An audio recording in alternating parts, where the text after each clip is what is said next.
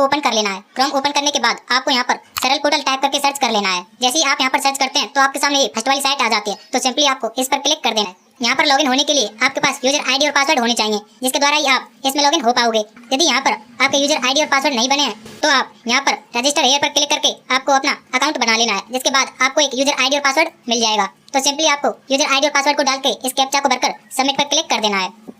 जैसे ही आप सबमिट पर क्लिक करते हैं तो आपके सामने यहाँ पर कुछ इस तरह का इंटरफेस आ जाता है, जैसा कि आप यहाँ पर देख पा रहे होंगे।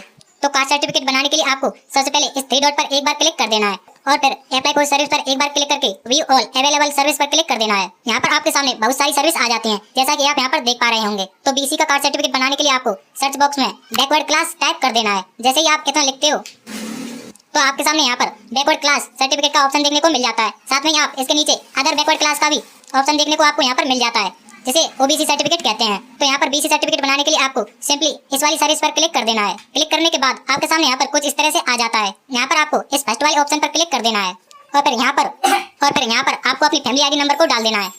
फैमिली आईडी नंबर को डालने के बाद फैच डाटा पर क्लिक कर देना है। फिर इसके बाद आपको यहाँ पर मेंबर डिटेल में उस मेंबर को सिलेक्ट करना है जिसका भी आप कार्ड सर्टिफिकेट बनाना चाहते हैं और फिर सेंड ओटीपी पर क्लिक कर देना है।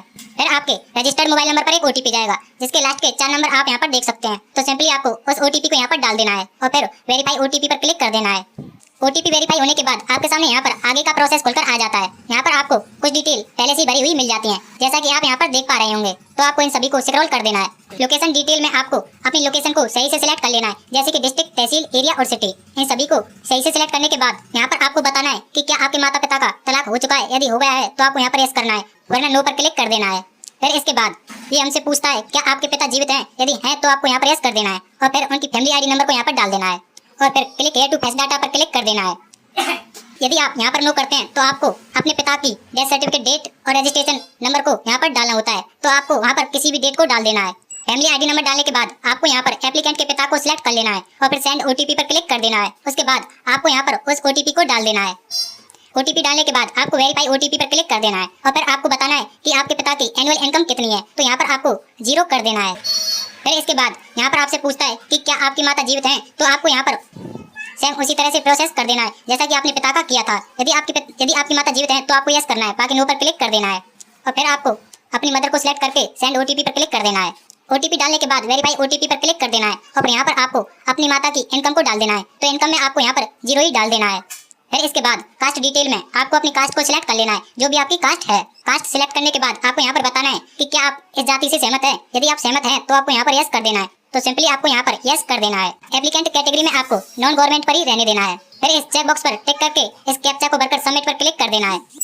जैसे ही आप सबमिट पर क्लिक करते हैं तो आपके सामने यहाँ पर आपके फॉर्म का प्रीव्यू आ जाता है, जैसा कि आप यहाँ पर देख सकते हैं। यहाँ पर आपको प्रत्येक डिटेलों को सही से चेक कर लेना है। प्रत्येक डिटेल सही होने के बाद आपको सबमिट पर क्लिक कर देना है। यदि आपको लगता है कि इसमें कुछ गलती है तो आप एडिट पर क्लिक करके उसको सही कर सकते हैं। तो सिंपली मैं यहाँ पर सबमिट पर क्लिक कर देता हूँ। सबमिट करने के बाद हमारा कार्ड सर्टिफिकेट यहाँ पर सफलतापूर्वक अप्लाई हो जाता है। यहाँ पर हमारे सामने कार्ड सर्टिफिकेट का नॉलेजमेंट स्लिप आ जाती है, जिसे हम प्रिंट करके भी रख सकते हैं। दोस्तों, बीसी का कार्ड सर्टिफिकेट 2 से 3 घंटों के अंदर बनकर तैयार हो जाता है। अब कार्ड सर्टिफिकेट को आप किस तरह से डाउनलोड कर सकते हैं वो मैं आपको यहाँ पर बता देता हूँ। तो सबसे पहले आपको व्यू स्टेटस पर एक बार क्लिक कर देना है और फिर ट्रैक एप्लीकेशन स्टेटस पर क्लिक कर देना है। यहाँ पर आपको 2 से 3 घंटे के अंदर अपने कार्ड सर्टिफिकेट का स्टेटस देखना है। तो यहाँ पर हमें गेट डाटा पर क्लिक कर देना है। फिर यहाँ पर वो सभी सर्विस आ जाते हैं जो भी हमने अप्लाई की थी। दोस्तों, आप यहाँ पर देख सकते हैं कि मैंने बीसी कार्ड सर्टिफिकेट के लिए अप्लाई किया था, जो अभी अंडर प्रोसेस में है। 2 से 3 घंटों के अंदर बनकर तैयार हो जाता है। जैसे ही आपका कार्ड सर्टिफिकेट बनकर तैयार हो जाता है तो यहाँ पर आपको डिलीवर्ड का ऑप्शन देखने को मिल जाता है। सिंपली आपको उसी पर क्लिक कर देना है, जैसा कि आपको यहाँ पर दिखाई दे रहा होगा। 2 से 3 घंटों के बाद आपका कार्ड सर्टिफिकेट यहाँ पर बनकर तैयार हो जाता है। इसे डाउनलोड करने के लिए आपको डिलीवर्ड वाले ऑप्शन पर क्लिक कर देना है। दोस्तों, सीईटी के फॉर्म के लिए आपके कार्ड सर्टिफिकेट 1 अप्रैल के बाद के बने होने चाहिए। 1 अप्रैल से पहले बने हुए कार्ड सर्टिफिकेट मान्य नहीं होंगे। तो डिलीवर्ड पर क्लिक करने के बाद आपके सामने यहाँ पर कुछ इस तरह से आ जाता है, जैसा कि आप यहाँ पर देख पा रहे होंगे। यहाँ पर सर्टिफिकेट को डाउनलोड करने के लिए सिंपली आपको आउटपुट वाले ऑप्शन पर क्लिक कर देना है, जिसके बाद आपका कार्ड सर्टिफिकेट यहाँ पर डाउनलोड हो जाता है। दोस्तों, मैं यहाँ पर आपको कार्ड सर्टिफिकेट को ओपन करके भी दिखा देता हूँ कि ये किस तरह से दिखाई देता है। दोस्तों, यहाँ पर आप देख सकते हैं कि बीसी कार्ड सर्टिफिकेट कुछ इस तरह से दिखाई देता है, जैसा कि आप यहाँ पर देख पा रहे होंगे। दोस्तों, मैं यहाँ पर आपको क्लियरली इसको नहीं दिखा सकता क्योंकि YouTube वीडियो को डिलीट कर देता है, जिसके कारण इनको ब्लर करके रखता हूँ। अब मैं यहाँ पर आपको दिखा देता हूँ कि BCA एंड BCB कौन कौन सी कैटेगरी आती हैं। तो इसके लिए आपको इस वाली साइट पर आ जाना है। इस साइट का लिंक मैंने वीडियो के डिस्क्रिप्शन में दे रखा है, जिस पर क्लिक करके आप यहाँ पर आ सकते हैं। तो दोस्तों, आप यहाँ पर देख सकते हैं कि ब्लॉक ए में ये वाली जाति आती है, जैसा कि आप यहाँ पर देख पा रहे होंगे। आप इस साइट को ओपन करके भी देख सकते हैं। मैं आपको यहाँ पर थोड़ा सा दिखा देता हूँ। BCA में ये बहुत सारी जाति आ जाती हैं, जैसा कि आप यहाँ पर देख पा रहे होंगे। और BCB में यहाँ पर कुछ ही जाति होती हैं, जैसा कि आप यहाँ पर देख सकते हैं। BCB में ये वाली जातियाँ आती हैं। और यदि आप SC की जातियाँ देखना चाहते हैं, जिसको दो भागों में बांट दिया है, जिसमें OSC और DSC।